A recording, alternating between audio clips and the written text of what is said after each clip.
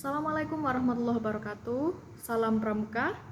Perkenalkan, nama saya Maratul Fitri Ayu Aziza. Saya dari kelompok 11, nomor peserta 111, KML Kuarda Jawa Timur tahun 2020. Di sini saya akan mengutarakan pendapat saya tentang sikap peduli terhadap diri sendiri. Jadi peduli terhadap diri sendiri itu ada banyak hal yang perlu kita lakukan. Dari yang pertama yaitu menghormati diri sendiri. Jadi sebagai manusia yang berkarakter, kita harus mampu menghormati diri sendiri, tidak memandang rendah dan sebagainya. Kemudian kita juga tidak perlu menjatuh-jatuhkan orang lain dalam menghormati diri kita sendiri. Yang selanjutnya, yang kedua, yaitu kita harus menghilangkan keyakinan negatif tentang pribadi kita sendiri. Jadi kita tidak perlu membuang atau kita harus punya keyakinan bahwa kita itu selalu berperilaku positif dan lain sebagainya. Kemudian selanjutnya kita harus membuang cara berpikir yang negatif. Jadi kalau misalnya ketika kita mendapatkan masalah, kalau kita menemui seseorang yang karakternya tidak baik, itu berarti kita juga harus membuang cara berpikir kita, membuang pemikiran negatif kita terhadap apapun itu. Ya.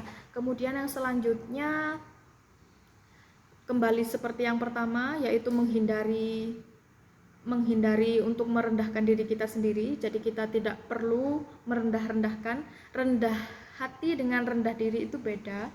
Ya, kalau merendahkan diri sendiri itu berarti merasa dirinya itu jelek, kurang mampu, kurang ini dan kurang itu dan lain sebagainya. Itu berarti merendahkan diri sendiri.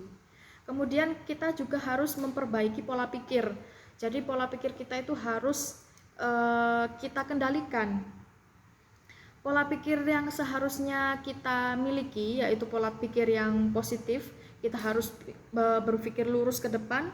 Kemudian sesuatu yang telah terjadi di belakang itu tidak perlu kita sesali, tidak perlu kita tangisi, tetapi kita hanya perlu untuk mengambil hikmah dari seluruh hal yang pernah kita lakukan pada sebelum ini. Jadi setelah itu baru kita akan memperbaiki diri seperti itu.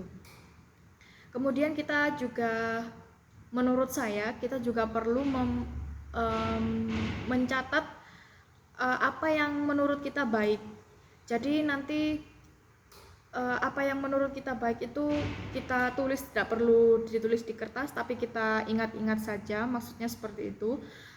Kita bisa menulis sesuatu yang baik itu, misalnya kita pernah ngapain dan lain sebagainya. Kalau ada orang yang bilang mungkin tidak perlu menghitung-hitung kebaikan kita, tapi menurut saya sesekali itu perlu, karena sesekali itu kita mungkin akan mempelajari juga dari situ. Oh, ketika kita setelah berbuat baik, berarti nanti ada sesuatu yang terjadi kepada kita. Misalnya ketika kita sudah menolong seseorang, kemudian kita mengingat-ingatnya, terus kemudian kita dapat suatu rezeki dan lain sebagainya, nanti mungkin kita akan berpikir bahwa kita itu adalah timbal balik dari apa yang sudah kita lakukan, seperti itu.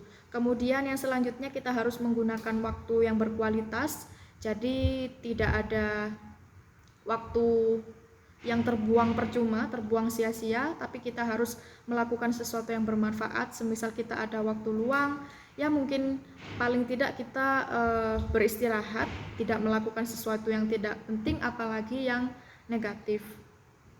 Kemudian yang terakhir yaitu kita harus menerima kritik atau saran, ya, walaupun kritik itu diutarakan seseorang dengan cara yang tidak enak di telinga seperti itu, tapi kita upayakan untuk menerimanya, karena walaupun bagaimanapun juga itu adalah sesuatu yang bisa membangun diri kita menjadi seseorang yang lebih baik, seperti itu.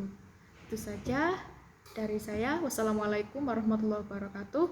Salam Pramuka.